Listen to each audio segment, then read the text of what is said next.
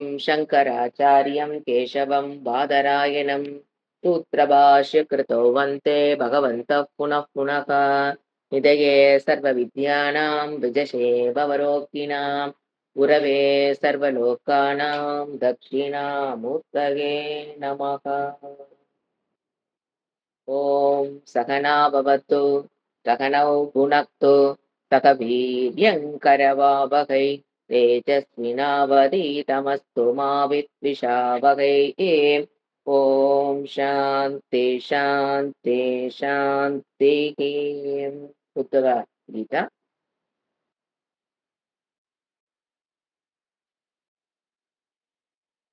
37வது ஸ்லோகம். 36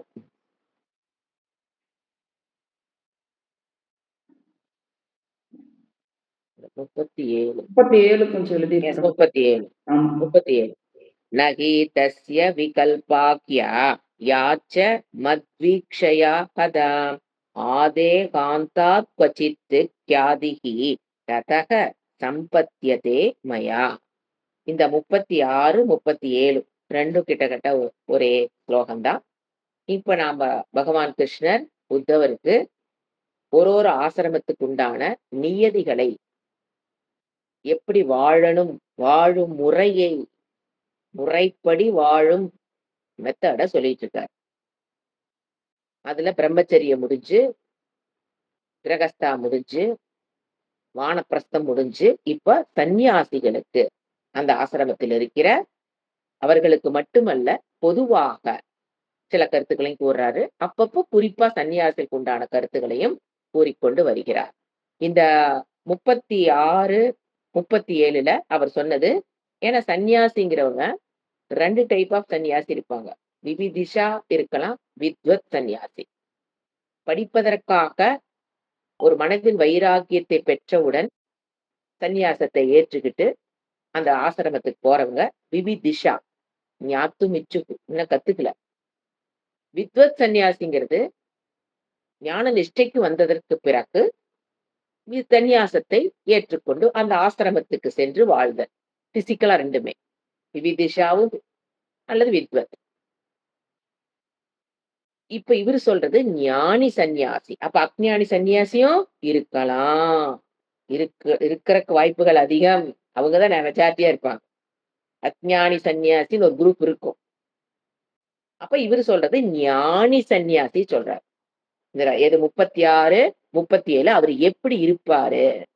கண்ணுக்கு முன்னால துவைதம் கண்ணுக்கு தெரியும். அவர் கண்ணுக்கு எது பஞ்சபூதங்களாலான விஷயங்கள், பேனா வேற பென்சில் வேறையாத்தான் தெரியும், கொசு வேறையாத்தான் தெரியும். அதுல மாற்றம் கிடையாது. துவைதத்தில் எதை பார்க்க தெரிய அவருக்கு? அத்வைதம் ஈஷாவாஸ்யம் இதகும் சர்வம். அதான் அவர் சொல்றாரு கடைசி இந்த ஸ்லோகத்துல. அதைத்தான் சொன்னாரு. எது இருமையில் ஒருமை, அத்வைதத்தை காணக்கூடியவர். அவருக்கு எல்லாமே ஒன்னா தெரியுங்கிறது அத்வைதத்தில். எப்படி? இருமையில் ஒருமை அப்படி எடுத்துக்கணும். இருமை கண்ணு காதெல்லாம் ரெண்டத்தான் காமிக்கும். அதுல அவர் ஒருமையை காணக்கூடியவர். துவைத ஞானமும் இருக்கும் அவருக்கு, அத்வைத ஞானமும் சம்பத்தியதே மயா. அவன் அப்படிப்பட்டவன், சம்பத்தியதே மயா. அவன் என்னை இறந்ததற்கு, விதேக முக்தி சொல்றார், அவன் இறந்ததற்கு பிறகு என்னை அவன் அடைகிறான். உண்மையில் வாழும் பொழுதே அவன் என்னதான் ஜீவன் முக்தி, இறந்ததுக்கு அப்புறம் என்னை அடைகிறான். ஏன் சொல்றான்னா, மறுபடியும் அவன் அந்த சன்னியாசிக்கு பிறப்பு என்பது கிடையாது. ஞானி சந்நியாசி. இது 36, 37 நம்ம போன கிளாஸ்ல முடிச்சிட்டோம். இப்ப நாம பார்க்க வேண்டியது 38ல என்ன சொல்ல வராரு படிக்கிற. 38 துக்க உதகேஷு காமேஷு ஜாத நிர்வேதக ஆத்மவான் அஜிக்ஞாசித மத் தர்மக குரும் முனிம் உபாப்ரஜேத். இதுல பர்டிகுலரா யார சொல்றேன்னா, விவிதிஷா சந்நியாசி எப்படி வாழணும். மனதுல கொஞ்சம் வைராகி வந்துருச்சு. மனதுல எப்ப கொஞ்சம் வைராகி சந்நியாசத்துக்குள்ள உள்ள நுழைஞ்சிட்டாங்களோ எடுத்துருவாங்க. எடுத்ததுக்கு அப்புறம் ரொம்ப கேர்ஃபுல்லா இருக்கணும். கண்டிப்பா ஒரு குருவை போய் அவங்க நாடியே ஆகணும். படிக்கிறதா பிரதானம். அப்ப குரு இல்லாம எப்படிங்க படிக்கிறது? அவரை கரெக்ட் பண்ண, அவருடைய அண்டர் த கைடன்ஸ் அப்ப குரு கண்டிப்பா இருக்கும். விவிதிஷா சந்நியாசி. அதைத்தான் எம்பசைஸ் பண்றாரு. என்ன ஃபர்ஸ்ட் துக்க உதகேஷு காமேஷு. துக்க உதகேஷு துயரத்தை கொடுக்கக்கூடிய. எப்போ? உதகேஷ்னா ஃபியூச்சர்ல. எதிர்காலத்தில் துக்கத்தை கொடுக்கும். காமேஷு பிரசன்ட்ல காமம் இன்பத்தை கொடுக்கக்கூடியது. காமம்னா இந்திரிய சுகம். எப்படி இருக்கும்? பிரசன்ட்ல சுகம் இருக்கும். ஆனா உதகேஷ்னா ஃபியூச்சர்ல துக்கத்தை கொடுக்கும். நிகழ்காலத்தில் இன்பத்தை கொடுத்து எதிர்காலத்தில் கஷ்டத்தை கொடுக்கக்கூடிய விஷயங்களில் ஏன சப்தமி காமேஷு அந்த பொருள்களில் அந்த இன்பத்தில் ரெண்டுமே காமக வரும். அந்த பொருள்களில் அந்த இன்பத்தில் ஜாத்த நிர்வேதக ஜாத்தன ஜன் தாத்து நிர்வேதகன வைராக்கியம் ஓரளவுக்கு வைராக்கியத்தை பெற்றவர்கள் அந்த சந்நியாசி. சந்நியாசி நிர்வேதத்துல யாரு? வைராக்கியத்தை பெற்ற பிறகுதான் சந்நியாசி எடுக்கணும். சோ நிர்வேதங்கிற வேர்டு சந்நியாசி குறிக்கும். டைரக்ட் மீனிங் வைராக்கியம். அப்போ வைராக்கியத்தை பெற்ற எதுல வைராக்கியம்? பிரசன்ட்ல இன்பத்தை கொடுத்து ஃபியூச்சர்ல துக்கத்தை கொடுக்கக்கூடிய காம விஷயங்களில் பொருள்களில் வைராக்கியத்தை பெற்றவர்கள். இப்ப ஆத்ம ஞான விஷயம் எப்படி? ஃபியூச்சர்ல அது இன்பத்தை கொடுக்கக்கூடியது. அதுல வைராகியம் வந்துடக்கூடாது. எதிர்காலத்தில் துன்பத்தை கொடுக்கக்கூடிய விஷயங்களில் வைராக்கியத்தை பெற்ற ஞானி ஆத்மவான ஓரளவு கட்டுப்பாட்டை சுய கட்டுப்பாட்டை அடைந்தவன். கண்டிப்பா அந்த சுய கட்டுப்பாடு வைராக்கியம் எல்லாம் வந்ததுக்கு அப்புறம் குரு கிட்ட போனா மட்டும்தான் அது காப்பாற்றப்படும். எப்பவுமே பாத்தீங்கன்னா ஒரு வைராக்கியம் ஒரு காலத்துல ஒரு வயசுல வருதுன்னு வச்சுக்கோங்களேன், சன்னியாசம் இயக்குறாங்க, ஒரு காலத்துல வந்துருச்சுன்னா அது எப்ப வேணா போயிடும். அது டைம் பீயிங்க்கு வரும். ஒரு பூர்வ ஜென்மத்து புண்ணியத்தினால ஒரு டைம் பீயிங்க்கு அந்த வைராக்கியம் வரும். அந்த வைராக்கியம் வரும்போது கண்டிப்பா எந்த கிரகஸ்தாவா இருந்தாலும் சன்னியாசியா இருந்தாலும் ஒரு குரு கிட்ட போகும் மட்டும்தான் அவன் மோல்டாய் வெளியில் வருவான். இல்லைன்னா அந்த வைராக்கியம் அந்த வைராக்கியம் என்ன ஆகிறதுக்கு நழுவுவதற்கு வாழ்க்கையில் ஒரு மனிதனுக்கு வாய்ப்பு இருக்கிறது. அதனாலதான் பாருங்க நிறைய பேர் நல்ல எண்ணத்தோட சன்னியாசம் ஏற்றிருப்பாங்க. ஆனா அங்க போய் அவர்களால் ஒரு குரு கிட்ட இல்லாத என்ன சொல்றது இந்த விஷயம் விவிதிஷா சன்னியாசி முதல்ல சன்னியாசம் எடுத்திருப்பாங்க. ஏன் பல பேர் போலி சன்னியாசியா மாறுறாங்க? அல்ல எல்லா தப்புகளையும் பண்ற சன்னியாசியாக நார்மல் பீப்புள் பண்ணாத தப்பெல்லாம் சன்னியாசிகள் பண்ற மாதிரி ஏன் ஒரு சூழ்நிலை உருவாகுது அப்படின்னு கேட்டீங்கன்னா, அவர்களுக்கு ஒரு வயதில் ஒரு வைராக்கியம் வந்திருக்கும். அதுல அவங்க சந்நியாசம் ஏற்றிருப்பார்கள். ஆனா அதை முறைப்படுத்தக்கூடிய குரு கிட்ட போய் சேருலிங் போது நீங்க எல்லாத்தோட ஹிஸ்டரி எடுத்து பாருங்க. ப்ராப்பரான குரு கிட்ட போய் யாரு ப்ராப்பர்னா குரு யாரு? ஸ்ரோத்ரியன் பிரம்மனிஷ்ட குரு கிட்ட போகாம இப்படின்னா திருநீரு இப்படின்னா விளக்கு கொடுக்கறங்கிற அந்த மாதிரி ஆளுகிட்ட போய் மாட்டுனா கொஞ்ச நாள்ல வைராகியம் போயிடும். இப்ப நீங்க ஸ்ரோத்ரியம் பிரம்மனிஷ்ட குரு கிட்ட வந்து அந்த வைராகியத்தோட உள்ள வந்தீங்கன்னா அப்படியே அவர் உங்களை மேல் நோக்கி கூட்டிட்டு போயிடுவார். அந்த வைராகியத்தை வச்சு முட்டுலியா போட்டு அவர் ஞான நிஷ்ட வரைக்கும் அவர் கூட்டிட்டு போயிடுவார். கேரண்டியா கூட்டிட்டு போவார். பிரம்மனிஷ்ட ஸ்ரோத்ரிய குருவா இருந்தா எல்லாத்துக்கும் அந்த வாய்ப்பு கிடைக்கிறது இல்லை. அப்ப என்ன நடக்குது? ஆரம்பத்துல நல்ல எண்ணத்தோடு தான் அந்த வைராக்கியத்தில் இருக்கிறனாலதான் அவங்க அந்த ஆசிரமத்துக்குள்ளே வர்றாங்க. ஆனா தன்னை ஒரு குருவோடு ஸ்ரோத்ரிய பிரம்மனிஷ்ட குருவோடு தன்னை இணைச்சிக்காத போது கொஞ்ச நாள்ல ஆட்டோமேட்டிக்கா அந்த வைராக்கியம் அவங்க விட்டு போறதுக்கு 99.99% வாய்ப்புகள் இருக்கிறது.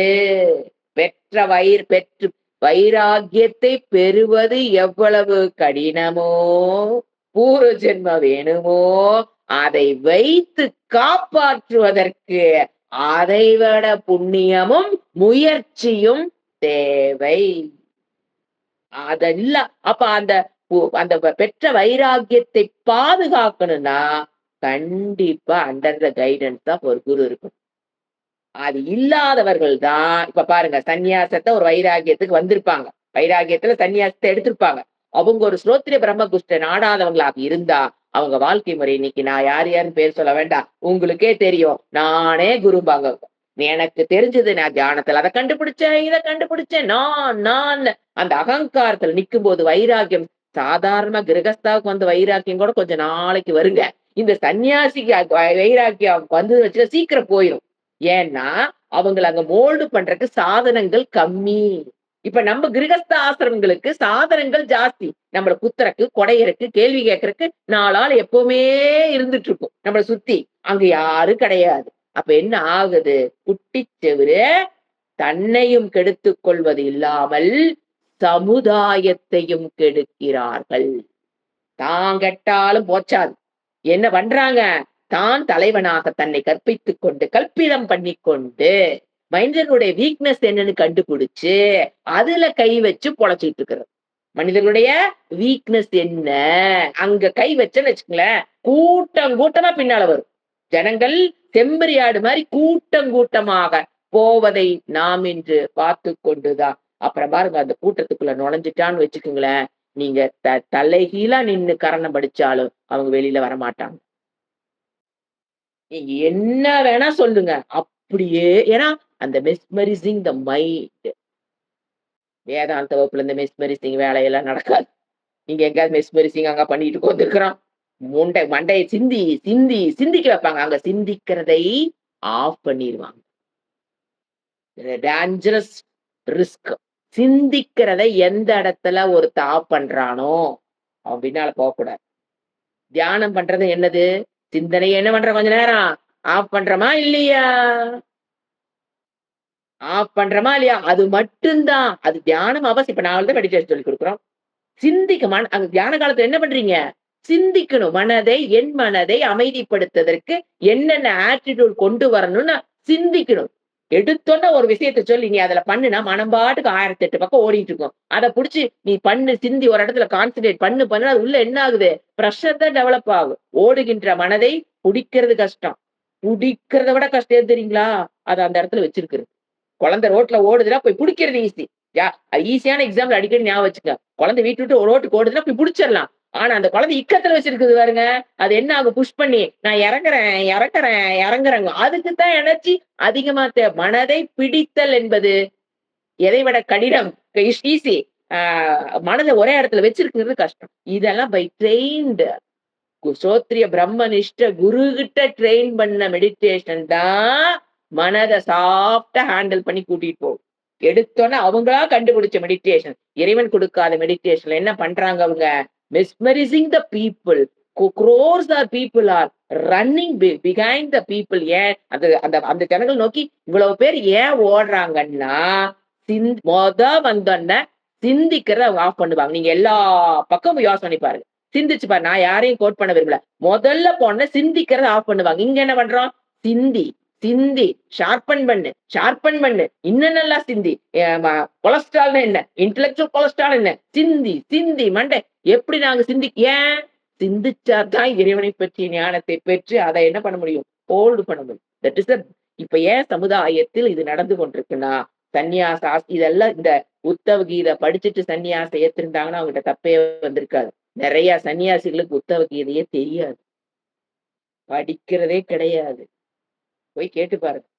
அதெல்லாம் படிச்சுட்டுருவாங்க, படிச்சிருக்க மாட்டாங்க. ஏன்னா அது படிக்கணும்னா யாரு வேணும்? ஸ்ரோத்ரிய பிரம்மனிஷ்ட குரு வேணுமா? ஸ்ரோத்ரிய பிரம்மனிஷ்ட குருட்டு போனா அவரு என்ன, நீ இஷ்டத்துக்கு ஆர்டர் ஆசானா விட்டுருவாரு, வெளியே போன்றுவாரு. ஒழுங்கா என் பேச்சு கேட்டு இருந்தாரு இல்லைன்னா you get out from the ஆசிரமன்றுவார். மிகி தேவி அவனை தப்ப கரெக்டா சுட்டி காமிப்பாரு. அகங்காரத்தை வெட்டி வளாசுவாரு. ஸ்ரோத்ரிய பிரம்ம, ஏய் நீ இங்க தப்பு பண்ற, நீ அங்க தப்பு. அவர் என்ன பண்ணிடுற? அப்படியே ஒழுங்குபடுத்தி கூட்டிட்டு வந்துருவார். சோ அதுதான் சொல்றது, சன்னியாச ஆசிரமத்துல இன்னைக்கு நம்ம பாரத பூமியில இவ்வளவுதான். அதை வச்சுதான் என்ன பண்றாங்க மற்ற மதத்தினர் நம்மள ஒரு வழி பண்ணிட்டு வந்திருக்காங்க. சோ அவங்களையும் ஸ்பாயில் பண்ணி அது கடைசியில சொல்லுவாரு, எனக்கு மன கஷ்டத்தை கொடுக்குறாரு பாரு இறைவன். பாருங்க அடுத்த ஸ்லோகத்துல பாருங்க, இவன் அவன் கெடுறதும் இல்லாம சமுதாயத்துக்கு எடுக்கிறதும் இல்லாம என் நிம்மதியும் கெடுக்கிறாங்கிறாரு இறைவன் சொல்றாருங்க. பாருங்க அடுத்த ஸ்லோகத்துல வரும் பாருங்க. இப்ப என்ன? துக்க உதகேஷு காமேஷு ஜாத நிர்வேதக ஆத்மவானு. அடுத்தது இல்ல செகண்ட் லைன், அஜி ஞாசித எத மத்தர்மக அஜி ஞாசித்த. என்னுடைய தர்மத்தை சிந்தனை செய்தாதவன், சிந்தனை செய்யாதவன். அதுக்கு அதான் சொன்னேன். எதை மத் தர்மக, இப்ப யார் சொல்றா? ஈஸ்வரன் சொல்றாரு. கிருஷ்ணரா இருந்துட்டு என்னுடைய தர்மத்தை அப்படின்னு என்ன இந்த இடத்துல சொரூபத்தை. இறைவனுக்கு ஏது தர்மம் அதர்மம்? அப்ப தர்மங்கிறோட என்ன மீனிங் கொடுக்கும்? அவருடைய சொரூபத்தை, அவருடைய நேச்சரை. மக்கள் பாத்தீங்கன்னா இறைவன் முன்னால நின்னு கோடி கோடியா கண்ணீர் விடுவாங்க. ஆனா சிந்தனை செய்பவர்கள் ரொம்ப கம்மி. இறைவன் யாருன்னு சிந்திக்க சொன்னா ஓடி போயிருவாங்க. ஆனா கோயில் கோயிலா போக சொல்லுங்க, ஆசை ஆசையா போவாங்க. நான் அப்படியே நின்னு நான் உருகி உருகி அழுகிறதையும் நம்ம பாக்குறோம். ஆனா சிந்திங்க வாங்கன்னு கூப்பிட்டா நோ. ஏன்? சிந்தனை அவங்க என்ன பண்ணிட்டாங்க? பக்திங்கிற பேர்ல ஆஃப் பண்ணிட்டாங்க. அது பாருங்க, எது பக்திங்கிறது எது? சிந்தனை செய்வதற்காகத்தான் பக்திங்கிற உணர்வையே வரணும்னு இறைவன் சொல்றாரு. ஆனா அந்த பக்தியை வச்சு அவங்க என்ன பண்ணிடுறாங்க? சுவிட்ச் ஆஃப் த சிந்தனை. புத்தியை வேலை செய்யாம பக்தியில் கிரிவலம் வர்றத பாக்குறோம். பௌர்ணமிக்கு கிரிவலம் போறத பாக்குறோம். ஒரு ஒரு சஷ்டிக்கும் நடந்து போறவங்கள பாக்குறோம். தைப்பூசத்துக்கு நடந்து போறவங்களை. எத்தான பக்தியோட வெளிப்பாடு. உடலை வருத்தி அழுது உருகி கண்ணீர் விட்டு. ஆனா சிந்திங்கன்னா நோ. இதுதான் மெஜாரிட்டி பீப்புள் இருக்காங்க. அது என்ன சொல்றாரு? அதுதான் என்னுடைய தர்மத்தை, என்னுடைய நேச்சர் என்னன்னு அஜிக்ஞாசித்தக. ஞாசித்தகனா ஜிக்னாசுனா அந்த வேர்டு பாருங்க, ஆப்போசிட் வேர்டு. இந்த வேர்டு என்ன? ஜிக்னாசித்தக. ஜிக்னாசுன்னு சொல்றோம் இல்லையா? ஞாத்து மிச்சுகு. அதுக்கு ஆப்போசிட் என்னது? அதை சிந்திக்காதவர்கள். என்ன பண்ணி ஆவணும்? இது யாரு? இவங்களா யாரு? இன்னும் இறைவனை பற்றி சிந்திக்கல. ஏதோ ஒரு வைராகி வந்துருச்சு, சன்னியாசத்தை ஏற்றாச்சு. அவங்க என்ன பண்ணணும்? மத்பாவக, என்னுடைய சிந்தனை செய்யாதவ ஒரு சன்னியாசி. என்னுடைய நேச்சரை சிந்தனை செய்யாத ஒரு சன்னியாசி என்ன பண்ணணும்? குரு முனி உபாவ்ரஜே. கண்டிப்பா ஒரு குரு. எப்படிப்பட்ட குரு? அது அதுக்கு இவர் நைஸா போடுறாரு. நான் தான் குருன்னு சொல்லிட்டு இருக்க முன்னால போயிடக்கூடாது. முனிம் குரு. எப்படிப்பட்ட முனிம் குரு? யாரு முனிம்? ஸ்ரோத்ரம் ஸ்ரோத்ரிய பிரம்மனிஷ்ட குரு. தன் மனதை மனநசீலகா தன் கட்டுக்குள் கொண்டு வந்த சம தம உபரம திதிக்ஷா ஸ்ரத்தா இதையெல்லாம் சுபாவமாக உடைய முனிம். நாட் பை ஃபோர்ஸ், சுபாவமாக மாறின. எல்லா குணங்களும் அவருக்கு எப்படி ஆயிருக்கணும்? சுபாவமாக மாறின. மற்றவர்களுக்கு முன் வாழ்ந்து காமிக்கிற சக்தி படைத்த ஈஸ்வரனால் தேர்ந்தெடுக்கப்பட்ட. அவரு தேர்ந்தெடுத்தா மட்டும்தான் அதெல்லாம் நமக்குள்ள தானா வரும். இல்லைன்னா ஆக்டிங் வேணா பண்ணிட்டு இருக்கலாம். அது 2 நாள்ல சிஷ்யன் கண்டுபிடிச்சிடுவான். சப்ஜெக்ட் புரியுதோ இல்லையோ, நாம பண்ற தப்ப கண்டுபிடிக்கிறதுக்கு 2 நாள் போதும். சிஷ்யன் இது என்னமா இந்த குரு வெளியில ஒரு மாதிரி ஊருக்கு தாண்டி உபதேசம், உனக்கு இல்லைங்கிற மாதிரி தெரியுதேன்னு 2 நாள்ல எல்கேஜி பாய் கண்டுபிடிப்பான் நம்மள.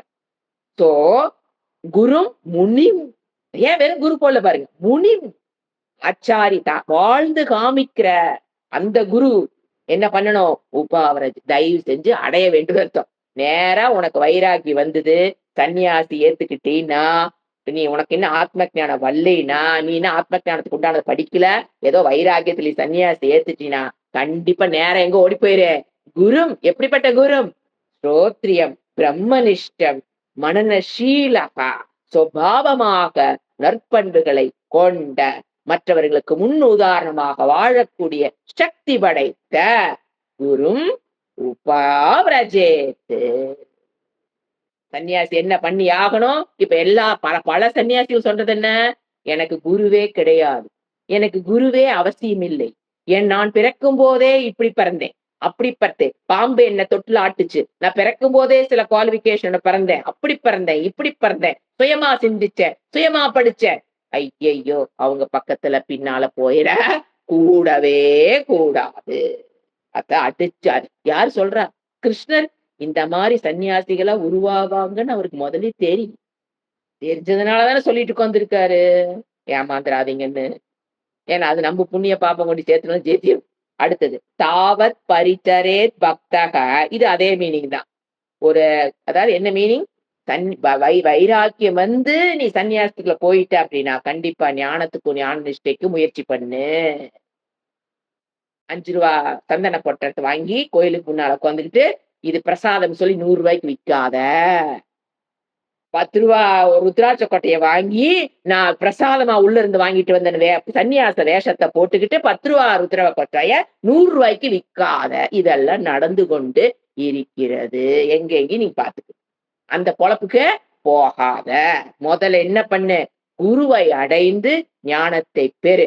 ஞானத்தை பெற்றவன் ரூ. 10 கொட்டைய ரூ. 100க்கு விற்க மாட்டான், மாட்டவே மாட்டான். உறுதியா கிளீன் ஸ்டேட்மெண்ட். தாவத்து பரிச்சரே பக்தக ஸ்ரத்தாவான் அனுசூயக யாவத்து பிரம்ம விஜானியாத்து மாமேவ குரு ஆத்ருத. பியூட்டிஃபுல்லான ஸ்லோகம். என்ன சொல்றாரு? ஃபர்ஸ்ட் யாவத்து பிரம்ம, அது முதல்ல எடுத்துக்கலாம். யாவத்து பிரம்ம விஜானியாம். எவ்வளவு நாளைக்கு நான் படிக்கணும்? இது ஜெனரல் எல்லாத்துக்கும் வர கொஸ்டின். அங்க இறைவன் எல்லாத்துக்கும் சொல்றாரு. எது வரைக்கும் நான் கிளாஸ் படிக்கணும்? எது வரைக்கும் நான் வேதாந்த வகுப்பு ஆரம்பிச்சது எங்கேயோ போய் மாட்டின மாதிரி இருக்கு. இது எப்பதான் முடியறது? 1 வருஷம் ஆச்சு, 2 வருஷம் ஆச்சு, எப்பதான் முடியும்? ஒன்னா 3 வருஷம் கோர்ஸா இருக்கணும் யூஜி, இல்லையா 2 வருஷம் கோர்ஸா இருக்கணும் பிஜி, மொத்தமா 5 வருஷம் கோர்ஸும் இல்ல. அதுக்கப்புறம் போனா பிஹெச்டியா இருக்கணும். இங்க பட்டமும் கொடுக்க மாட்டேங்கிறீங்க, சட்டமும் செய்ய மாட்டேங்கிறீங்க, நீங்க பாட்டுக்குங்கிறீங்களே, எப்பதான் முடியும்? எவ்வளவு காலம் பிரம்மனை அறிவதற்கு உனக்கு தேவைப்படுமோ அது வரைக்கும் நீ படிச்சுதான் ஆகும். சொல்ற பாருங்க. யாவத்து பிரம்ம விஜான். நீ பிரம்மனை அறிந்து கொள்வதற்கு எத்தனை காலம் தேவைப்படுமோ அத்தனை காலம் கொடுத்து ஆக வேண்டும்.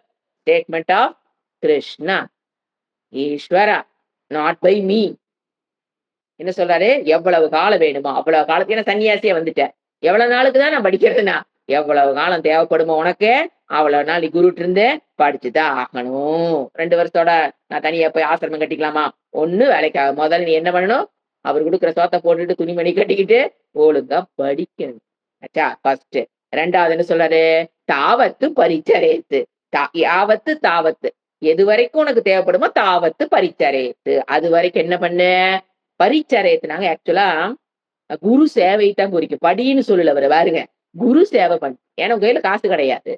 நீ அங்க போய் என்னதான் பண்ணி அவனுக்கு காசு கொடுத்து உன்னால படிக்க முடியாது. அவரு காசு வாங்க மாட்டாரு நீ கொடுத்தாலும். அப்ப என்னதான் நான் பண்ணி படிக்கிறது?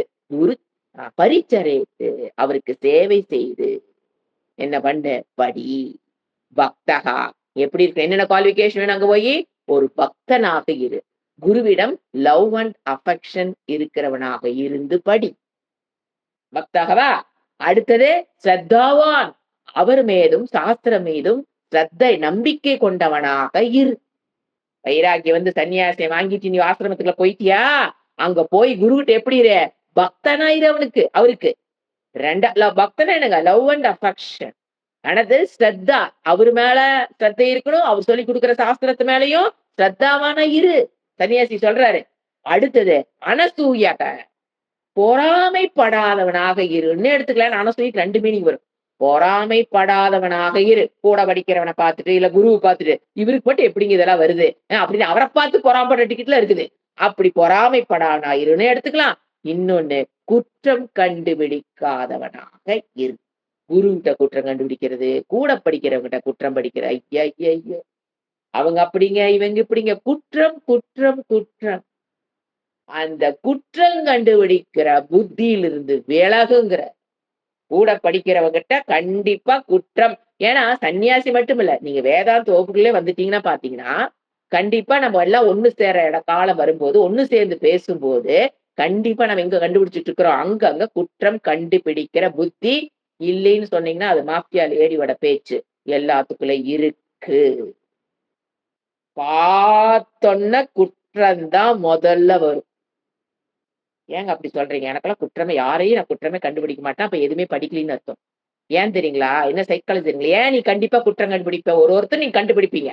ஏன்னு கேட்டீங்கன்னா சைக்காலஜி தான். இப்ப நீங்க படிக்க ஆரம்பிக்கிறீங்க போது அந்த கருக்கே அகங்காரத்துல நின்றுதான் நீ படிக்க. என்ன அகங்காரத்தை தொலைச்சிட்டு வந்தாங்க நீங்க வேதாந்தம் படிக்க வரீங்க? You are learning Vedanta with அகங்காரம். அப்ப அகங்காரத்தில் நின்னு படிக்கிறது என்ன? நான் படிக்கிறேன். அப்படி சரீரம் படிக்கிறத என்ன நெனச்சுக்கிறோம்? நான் படிக்கிறேன்னு தான் எல்லாரும் படிச்சாவணும். அதுல எக்செப்ஷன்ஸ் ஒரு பெர்சன் கூட கிடையாது. அப்ப எல்லாருமே கர்வத்திலிருந்து படிக்கும்போது சரி, அது அகங்காரத்திலிருந்து படிக்கும்போது, கண்டிப்பா மனசுக்குள்ள என்ன வரும்? கர்வமும் வரும், பொறாமையும் வரும். எப்ப கர்வம் வரும்? மத்தவங்களோட நமக்கு கொஞ்சம் நெறைய தெரிஞ்ச மாதிரி, கொஞ்சூண்டு தெரிஞ்சா கர்வம் வந்துரும். நம்பளுக்கு மேல யாராவது இருக்கிற மாதிரி கொஞ்சூண்டு தெரிஞ்சா என்ன வந்துரும்? பொறாம. இது இல்லாம நான் படிக்கிறேன்னா, உங்க மண்டைக்குள்ள எந்த விஷயம் போலின்னு அர்த்தம். மண்டைக்குள்ள விஷயம் போக ஆரம்பிக்க அந்த 2யும் தவிர்க்க அதுக்கு வந்துங்க ஆன்டிடோட் குடுத்து தான் அத குறைப்பாரு குரு. ஃபர்ஸ்ட் இது 2 வரும். அப்ப ஆன்டிடோட் குடுக்கக் கூடாது. வர்றக்கு முன்னாலேயே ஆன்டிடோட்டா குடுக்க முடியும்? ஒரு காய்ச்சல் வந்ததுக்கு அப்புறம் தானே ஆன்டிடோட் குடுக்குறாங்க டாக்டர். ஆன்டிபயாட்டிக். காய்ச்சல் வரக்கு முன்னாலே ஆன்டிபயாட்டிக் சாப்பிடுன்னு சொல்றாங்க. சோ முதல்ல வர வைப்போம். கர்வமும், பொறாமையும் உங்களுக்குள் வருவது உங்க கண்ண பார்த்தோன்ன நமக்கு தெரியும். அது வரணும். வந்தா தான் என்ன அர்த்தம்? எங்களுக்கு என்ன தெரியும்? ஓ! ஏதோ விஷயம் உள்ள போயிட்டு இருக்குன்னு எங்களுக்கு ஒரு திருப்தி. உங்க கண்ணுல பொறாமையும், கர்வத்தையும் பார்க்கும்போது குருவுக்கு ஒரு திருப்தியே வரும். ஏன்? ஓ! சொல்லிக் குடுத்துட்டு இருக்குது உள்ள போகுது. குரு will be first happy with that கர்வம். அப்புறம் தான் என்ன பண்ணுவாரு? அதற்கு ஆன்டிடோட் குடுக்கணும். அப்ப அந்த கர்வமும், பொறாமையும் வர்ற காலத்துல, என்ன வேஸ்ட்ன்னு நெனைக்கிறீங்க? குற்றம் கண்டுபிடி. நான் குற்றம் கண்டுபிடிக்காத வேதாந்திக் ஸ்டூடண்ட் யாராவது தயவு செஞ்சு சொல்லிறாதீங்க. I will be sad. ஏன்னா எந்த விஷயம் உள்ள போலின்னு. விஷயம் உள்ள போக போக கர்வம் வரும், பொறாமை வரும். அப்புறம் அதன் மூலியமாக குற்றம் கண்டுபிடிக்கிற புத்தி வரும். எப்ப ஃபோன் எடுத்தாலும் இன்னொரு ஸ்டூடண்ட் பத்தி இன்னொரு ஸ்டூடண்ட் பேசுறது. கண்டிப்பா பேசுவீங்க. ஃபோன எடுத்தா அந்த அது ஒரு ஒண்ணு சேர்ந்ததுக்கு அப்புறம் பார்த்தீங்கன்னா, அந்த இடத்துல அவங்க அப்படி சொன்னாங்க. இவங்க படிச்சு என்ன பிரயோசனம்? இவங்க மண்டைக்குள்ள விஷயமே போகல. எனக்கு போயிடுச்சு. அவங்களுக்குள்ள போகலின்னு சொல்லும்போது எத சொல்றீங்க? இன்டைரக்ட்டா. எனக்கு போன அளவுக்கு அவளுக்கு போகல. கம்பேரிசன், கர்வம், பொறாமை இல்லாம ஒரு ஸ்டூடண்ட் கூட உருவாக முடியாது. எந்த விஷயம் போகலின்னா, நோ கர்வம், நோ நான் ஏதோ வர்றேங்க. இப்படி கிளாஸ்ல கேட்கறேங்க. அப்படியே போறேங்க. அவங்களுக்கு கர்வமும் வராது. அவங்களுக்கு பொறாமையும் வராது. சோ யார ஏமாத்த முடியாது? குருவ. ஏன்னா, இதையெல்லாம் தாண்டி வந்தவர் அவரு. அவர ஏமாத்தலான்னு வேற அந்த வார்த்தைகள், ஜாலங்கள் போட்டு தயவு செஞ்சு ஏமாத்த நினைக்காதீங்க.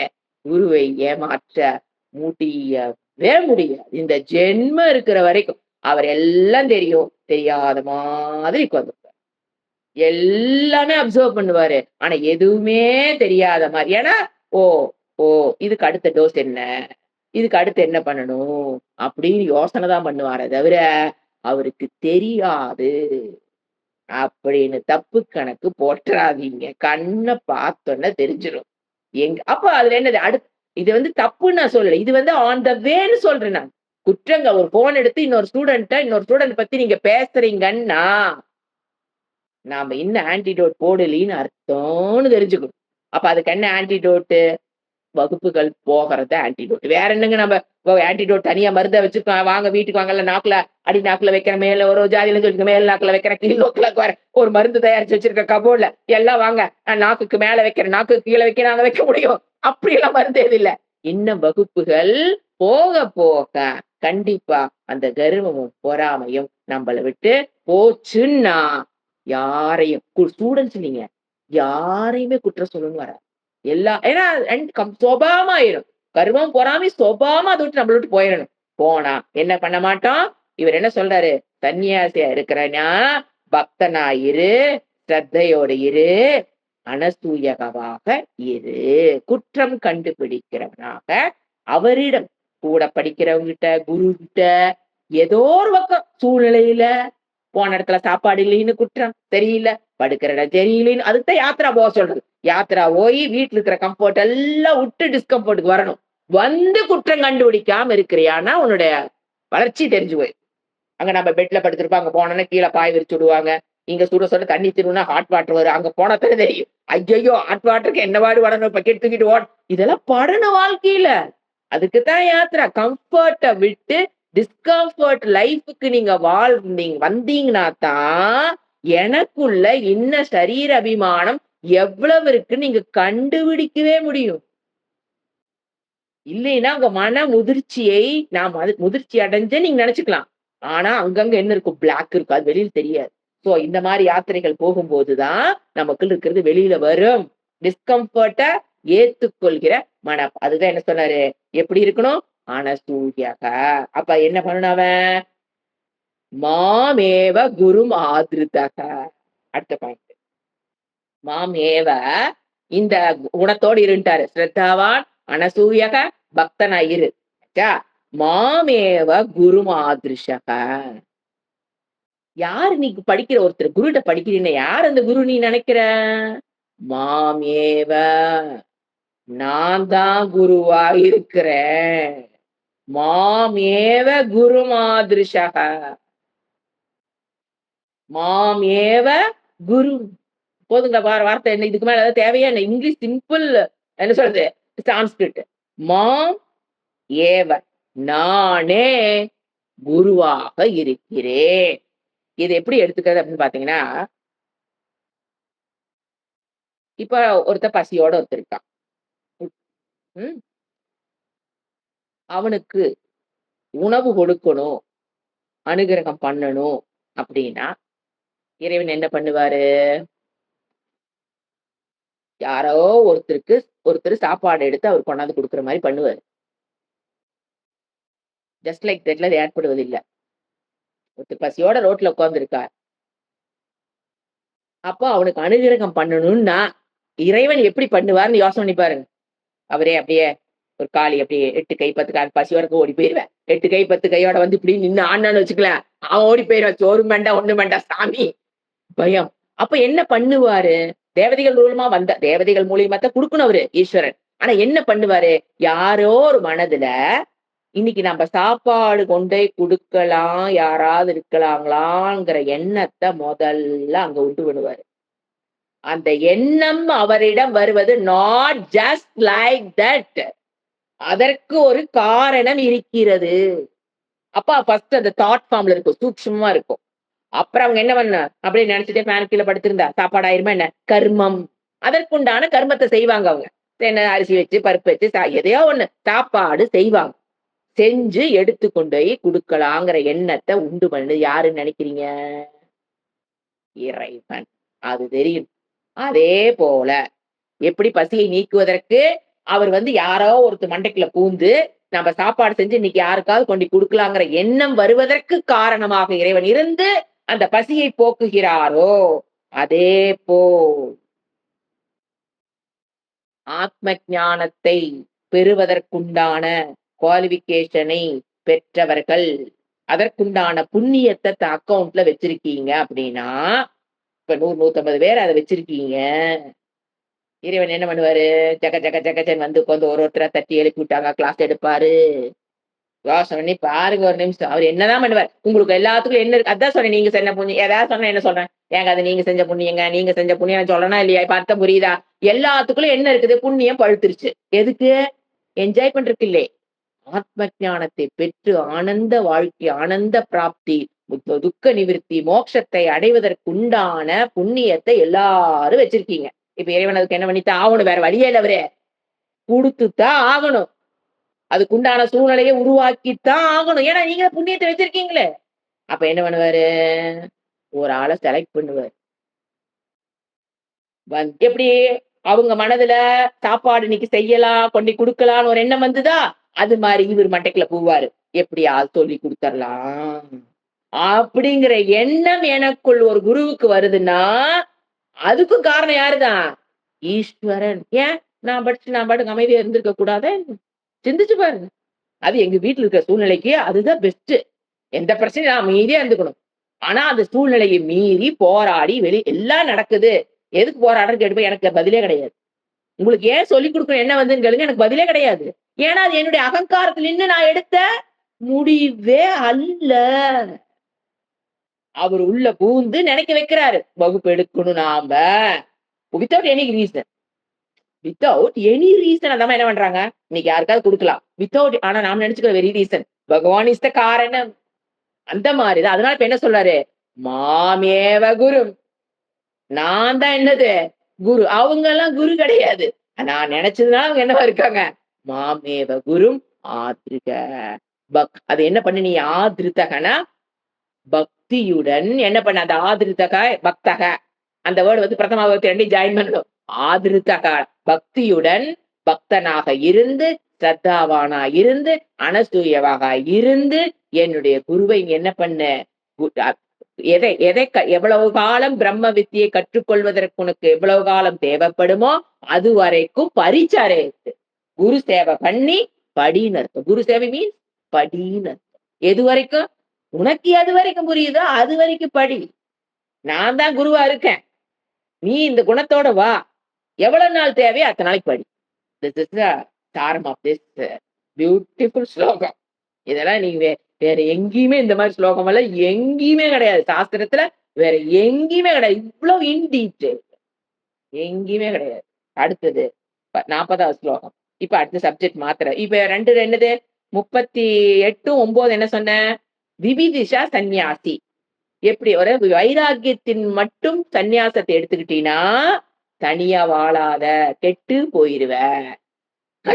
ஒரு சோத்திரிய பிரம்மனிஷ்ட குரு கிட்ட போ இருந்து நீயும் கெடாத, அடுத்து சொல்லப்படுற நீயும் கெட்டு உலகத்தையும் கெட்டு என்னையும் நிம்மதி இல்லாம பண்றனா அப்படின்னு திட்டுறாரு பாருங்க. அது அடுத்த ஸ்லோகம் வரும். 40வது படிக்கலாம். இங்க என்ன பண்றாரு? எச்சரிக்கை எச்சரிக்கை விடுக்கிறார் சன்னியாசிகளுக்கு. எச்சரிக்கைன்னு என்னங்க? இந்த டிரான்ஸ்ஃபார்ம் பக்கத்துல ஒரு மண்டையோட்டை போட்டு 2 எலும்பு அந்த மாதிரி இந்த ஸ்லோகம்லாம் அப்படி ஒரு ஸ்லோகம். எச்சரிக்கை பண்றார் சன்னியாசிகளை. யக து அசய அசம்யத ஷட்வர்கக பிரச்சண்ட இந்திரிய சாரதிகி ஞான வைராகிய ரஹிதக திரிதண்டம் உபஜீவதி. எச்சரிக்கை. போதிய அளவு வைராக்கியம் பெறலினா தயவு செஞ்சு இந்த ஆசிரமத்துக்குள்ள வந்துடா. எங்கேயும் இருந்துக்குனி கிரகஸ்தாலி இரு, ஒரு கல்யாணம் பண்ணி குடும்பத்தை பண்ணு, தயவு செஞ்சு இங்க வந்துடாதரா. எச்சரிக்கை கொடுக்குறாரு. வைராக்கியம் இல்லைன்னா வந்தவே வந்துடாத. உனக்கு என்ன ஞானம் தானே வேணும், மோட்சம் தானே வேணும், நீ கிரகஸ்தால இரு, நான் தரேன். வைராக்கியம்ல எங்க வந்துடாத சன்னியாசா. ஏடா ஏன் என்ன நடக்குங்க அவரும் சொல்லுவார். 2 ஸ்லோகத்தையும் ஒன்னா சேர்த்து படிக்கலாம். அடுத்தையும் படிச்சேன். சுரான் ஏன்னா அது ஒரு எச்சமா நின்னு அடுத்த ஸ்லோகத்தை கம்ப்ளீட் பண்றாரு. சுரான் ஆத்மானம் ஆத்மஸ்தம் நின்னுதே மாம்ச தர்மஹா அபிபக்வ கஷாயக அஸ்மாத் உஷ்மாத் ச விகீயதே. யகது எந்த ஒருவன்.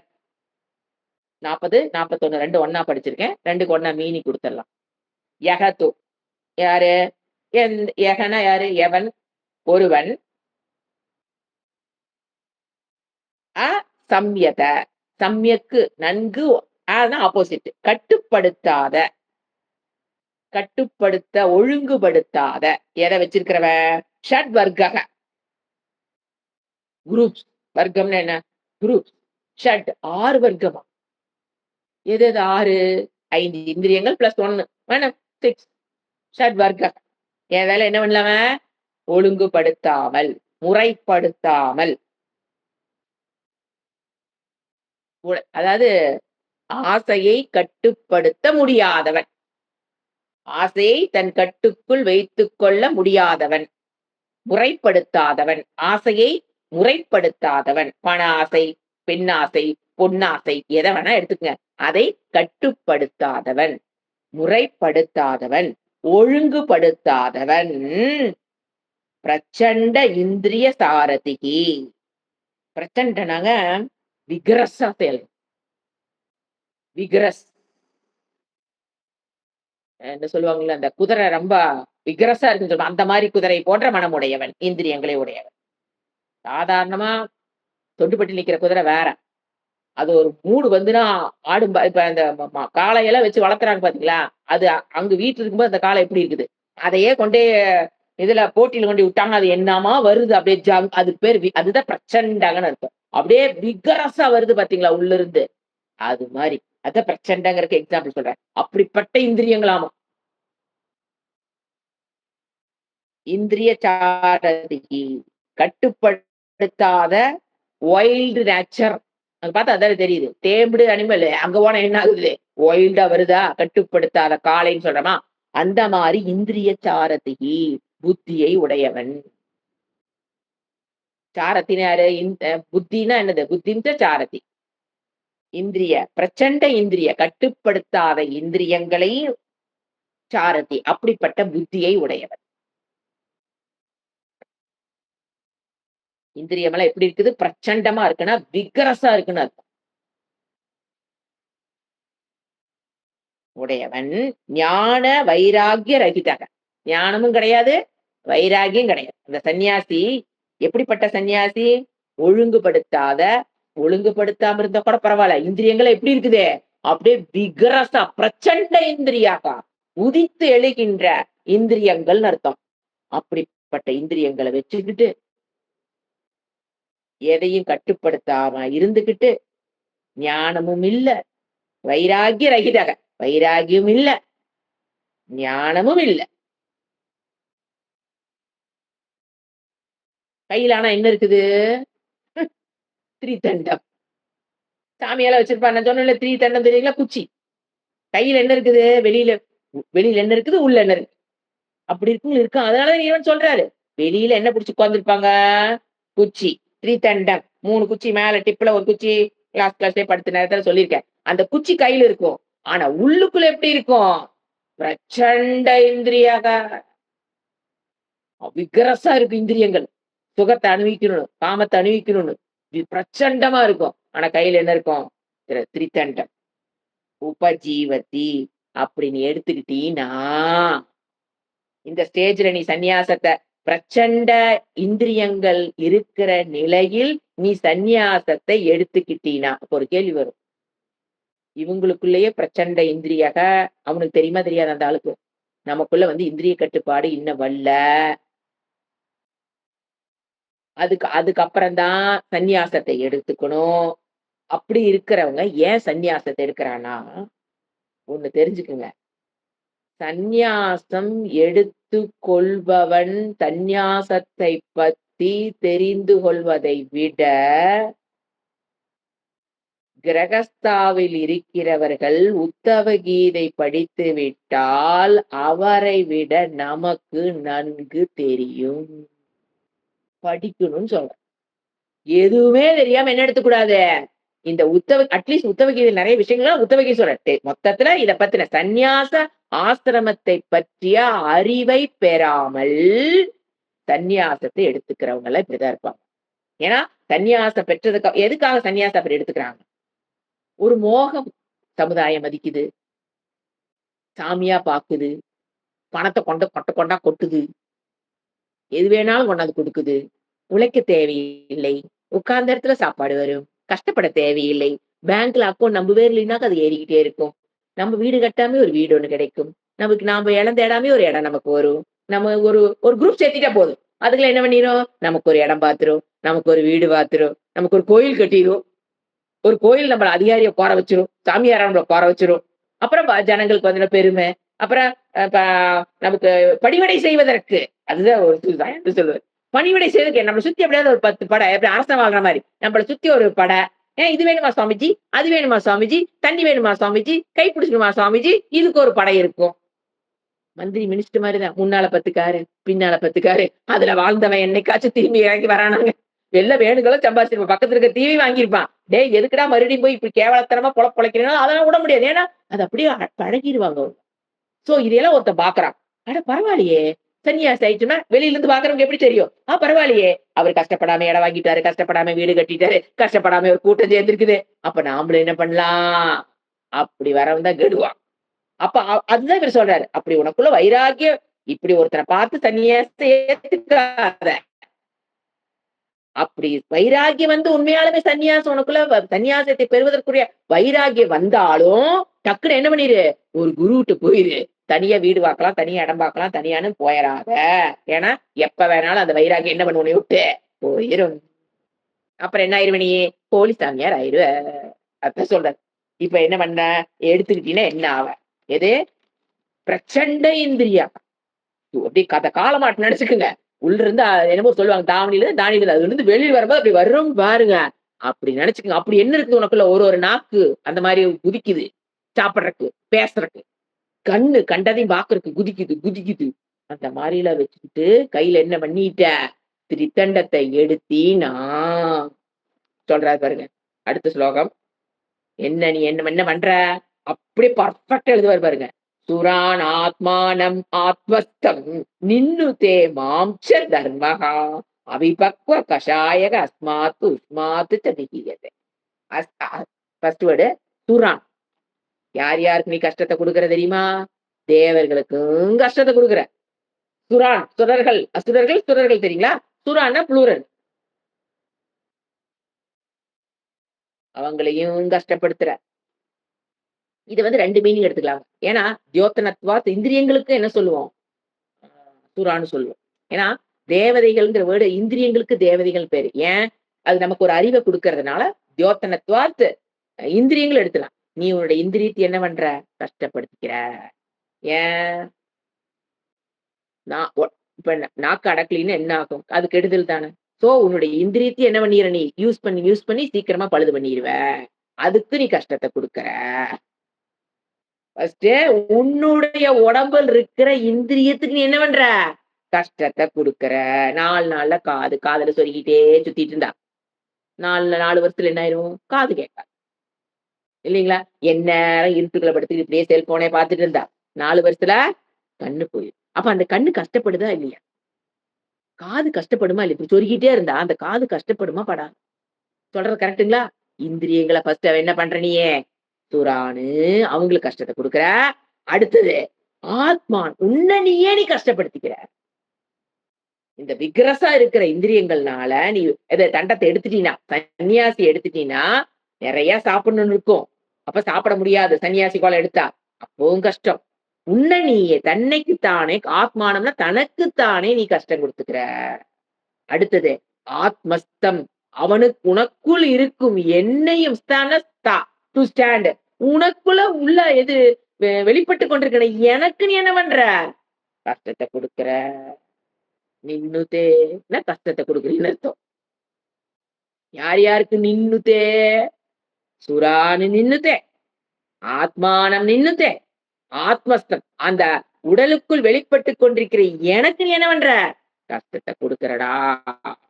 மாம்ச என்னையும் தர்மகா உன்ன நீ என்ன பண்ற? தர்மத்தை ஹன்னு தாத்து ஆத்மஸ்தம் மா அந்த 2 சேர்த்துக்கணும். உன்னுள் வெளிப்படுகிற எண்ணெய் ஆத்மஸ்தம் மா என்ன பண்ற? நின்னுதே கஷ்டத்தை கொடுக்கிற. அடுத்த சொல்றாரு தர்மகா தர்மத்தை கொல்ற. கொலையாளி எதை கொலை பண்ற நீ? தர்மஹா ஹன்னு தர்மத்தை கொல்ற.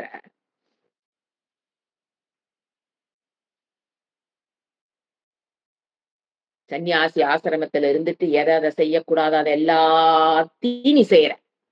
அப்ப என்ன பண்ற? உன்னோட இந்திரியத்துக்கு நீ கஷ்டத்தை கொடுத்துக்கிற. உனக்கு நீ கஷ்டத்தை படுத்திக்கிற. உனக்குள் வெளிப்படுகிற என்னையும் நீ என்ன பண்ற? ஏன் நான் மக்களை எல்லாம் எப்படியாவது நல்வழிப்படுத்தணும்னு நான் போராட எப்படியாவது சிந்திச்சு வேதாந்த வகுப்புகளை உட்கார்ந்து சிந்திச்சு மோட்சத்தை பெருட்டுன்னு நான் போராட நீ என்ன பண்ற? எவனுக்கு சிந்திக்கிற சக்தியே இல்லாம வன்னி கூட்டத்தை சேர்த்து அப்ப பாரு அவங்கள பார்த்து இறைவன் நொந்துக்கிறேன். ஏன்டா இப்படி பண்ற? ஏன்னா நான் ஒரு பாதையில போறேன். எப்படியாவது மக்களை வேதாந்த வகுப்புகளை இழுத்து எப்படியாவது அதுகளை கரையேத்திடலான்னு நான் போராட நீ என்ன பண்ற? உட்கார்ந்து சிந்திக்காத வழியெல்லாம் பண்ணி கூட்டமா செம்பரியாடா மாத்தி எனக்கு எதிர்ப்புறமாக அவர்களை நீ இழுத்து செல்வதால் எனக்கும் கஷ்டத்தை கொடுக்கிறாய். இது தெரிஞ்சா அவங்களும் அப்படி இருப்பாங்களாங்க? தெரிஞ்சால் இருப்பாங்களா? அது நமக்கு எதுக்கு? ஏன்னா அவங்க இறைவனே சொல்றாரு நீ எனக்கு அவங்க எப்படிங்க நல்லா இருக்க முடியும்? சொன்னிப்பாரு. இறைவனே நொந்துக்கிறாரு அவங்கள பார்த்து. டேய் என்னுடைய ஜனங்கள், நான் என்னுடையவர்கள் மக்கள் அவங்க என்ன நான் பாடுற பாட்டுக்கு என்ன பண்ணிட்டு இருக்கிற? சும்மா விட்டுட்டீங்கன்னா கூட அது பாட்டுக்கு போகுங்க. ஏதோ ஒரு நாள் வழி. இது பர்பஸா இந்த ஜென்மத்துல அரிது மானிடராய் பிறத்தல் அரிதுங்கிற இறைவன் சரீரத்தை கொடுத்து இந்த உலகத்துல அனுப்பி எப்படியாவது மோட்சத்தை பெறுன்னு அனுப்ப எப்படியாவது மோட்சத்தை பெறாமல் இருப்பதற்கு என்ன வழியோ எல்லாத்தையும் நீ செய்யற. அப்ப அது எனக்கு கஷ்டம்தானே? என்ன கேள்வி பாருங்க. இறைவன் கேட்கிறாரு பாருங்க. அது எனக்கு கஷ்டம் தானே.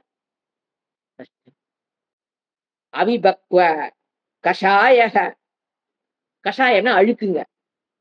மனதில் இருக்கிற அழுக்குகள் பக்குவனா அவிபக்குவனா எரிக்காத.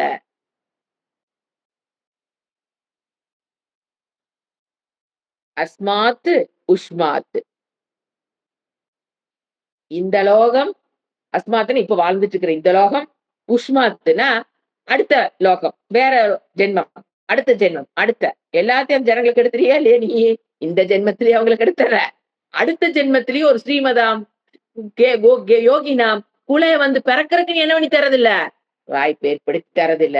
அது எங்களுக்கு எவ்வளவு கஷ்டம். விகியத்தே வீழ்ந்து விடுகிறார்கள். அவங்களுக்கு நான் கஷ்டப்பட்டு எப்படியாவது புண்ணிய பாப்பத்தை சமம் பண்ணி இறைவனோட முயற்சி எவ்வளவு தெரியுங்களா? நம்ம மூட்டையில எவ்வளவு இருந்தாலும் அதை என்ன பண்றாரு? விலங்காக பிறக்க வச்சு, பறவையாக பிறக்க வச்சு, நம்மளுடைய பாப்பத்தை குறைச்சு, நியூட்ரல 50-50க்கு அந்த சஞ்சித மூட்டையை கொண்டு வந்து, அப்புறம் மனித சரீரத்தை கொடுத்து, எப்படியாவது ஞானத்தை பெற்று தொலைடான நம்மள இந்த உலகத்துக்குள்ள போட, நீ என்ன பண்ற? எப்படியாவது அவங்க மோட்சம் பெறாம இருக்கிறதுக்கு என்ன வழியோ, அதற்குண்டான வழியெல்லாம் பண்ணி, அவங்கள இந்த சரீரத்தையும் வேஸ்ட் இப்போ வேதாந்த பாதைக்குள்ள வந்துட்டு அதுல வெற்றி பெறாம இருந்தாங்கன்னா அவங்க எங்க போய் பிறப்பாங்க? யோகி நாம் குலே ஸ்ரீமதாம் குலே போய் பிறப்பாங்க. வேதாந்தத்துல வந்துட்டு பாதையில விழுந்துட்டா உங்கள பாதையில வந்து விழுந்தா கேரண்டி கொடுக்குறாரு. அடுத்த ஜென்மத்திலயும் அவங்க என்ன ஃபேஸ் பண்ண போறாங்க? இன்டெஃபினட்லா. இந்த ஜென்மத்திலயும் இன்டெஃபினட்லா. அடுத்த ஜென்மமும் மனிதராக பிறக்கக்கூடிய வாய்ப்பை இழந்தால் என்னங்க அது? ஓப்பனா சொல்றாரு பாருங்க. அடுத்த ஜென்மத்தில் உனக்கு என்னதான்? இன்டெஃபினட் லாஸ் மக்களுக்கு நீ குடுக்குற. ஏன்? அந்த இந்த இந்த மாரி ஒரு சன்னியாசிக்கு பின்னால போக ஆரம்பிச்சா என்ன மாரி? எந்த மாரி? அந்த வேர்ட் சொல்லக்கூடாது. குதித்து எழுகின்ற இந்திரிய ஆசையை கட்டுக்கடங்காத ஆசை மனதில் உடைய தண்டத்தை பிடித்த சன்னியாசிக்கு பின்னால போறவங்க கண்டிப்பா பாப்பச் செயல்களை செய்துதான் ஆக வேண்டும். ஏன் எப்படா இவ்வளவு ஸ்ட்ராங்கா சொல்றீங்க? அவரு பின்னால போவாங்க. ஆனா நான் பாவமெல்லாம் செய்ய மாட்டேன். பாப்பத்தை செய்ய தூண்டுகிற தலை இருக்கும் பொழுது, வாழும் பாப்பத்தை செய்துதான் ஆக வேண்டும். எப்ப உங்களுடைய தலைவன் அதாவது நம்ம யாரு குருன்னு ஒருத்தர் நீங்க போய் அடையறீங்களோ, அவங்க பாப்பத்தை பண்றாங்கன்னா, கண்டிப்பா அந்த கூட்டமும் பாப்பத்தை செய்யும். அதனாலதான் நம்ம பார்க்கிறோம் கூட்டம் கூடுற இடமெல்லாம் கஞ்சா டிரான்ஸ்பர் ஆகுது, பிராந்தி பாட்டில் டிரான்ஸ்பர் ஆகுது. பிசினஸ் பண்றவன்லாம் அங்க பிசினஸ் பண்றான். கேட்கிறோமா இல்லையா? இவ்வளவு ஒரு புனிதமான இடத்துக்கு வந்துட்டு ஐயையோ என்னென்னமோ நடக்குதே. சிவராத்திரி அன்னைக்கு நடக்கிற கூத்து, பாட்டு, டான்ஸ் எல்லாம் எதை காமிக்குது? அப்ப நீங்க பாருங்க. அவனுக்கு இந்த சரீரமும் வேஸ்டா? அடுத்த சரீரம், மனித சரீரம் கிடைக்கக்கூடிய இப்ப நான் வேதாந்தத்துக்குள்ள வந்தீங்கன்னா, ஸ்ரோத்ரிய பிரம்மனிஷ்ட குருட்டு வந்துட்டீங்கன்னா, அவரு இந்த சரீரத்தில் வாழுகிற வரைக்கும் உண்டான முயற்சியை செஞ்சு செஞ்சு சப்போஸ் நீங்க இந்த ஜென்மத்துல அடைய முடியலினாலும், அடுத்த ஜென்மத்தை மனித சரீரமாக பிறந்து யோகினாம் குலே ஸ்ரீமதாம் குலே பிறக்க வச்சு இந்த பாதையில அடுத்த நிலைக்கு எங்க விட்டமோ அந்த இடத்துல பிறக்க வைப்பார். இந்த குருகிட்ட போய் மாட்டினா என்ன ஆகும்? இந்த ஜென்மமும் வேஸ்ட். ஏதா தப்பி தவறி நமக்கு அடுத்த ஜென்மம் ஏதா மனித சரீரம் கிடைக்கிற வாய்ப்பு நம்ம அக்கவுண்ட்ல வச்சிருந்தா கூட இவரு பூசி மொழிக்கு என்ன பண்ணிடுவாரு? ஏன்னா அடுத்த ஜென்மம் நமக்கு மனித பிறக்கக்கூடிய வாய்ப்பு நமக்கு இருந்திருக்கலாம். இல்லைன்னு சொல்ல முடியாது. இந்த குரூப்ல போய் பின்னால சேரும்போது ஆட்டோமேட்டிக் என்ன தேந்திரம்? பாப்ப தேந்திரமா? அப்ப அந்த பாப்ப ஆகாமி கர்மம் எல்லாம் போய் சஞ்சித்துல ஏறுதா? அப்ப அடுத்த ஜென்மம் என்னவாங்க கிடைக்கும்? புல்லாய், பூடாய், மரமாய், விருட்சமாய், பாம்பாய். ஏன்னா அந்த பாவத்தை கழிக்கணுமே. இந்த ஜென்மத்துல செஞ்ச பாவத்தை அடுத்த ஜென்மம் கழிச்சு அப்புறம் தான் மறுபடியும் எதுக்கு ட்ரை பண்ணணும் நாம? மனித சரீரத்துக்கு ட்ரை பண்ணணும். ஓம் சாந்தி சாந்தி சாந்தி. ஹரிஹி ஓம் ஸ்ரீ குருப்யோ நமக. ஹரிஹி ஓம்.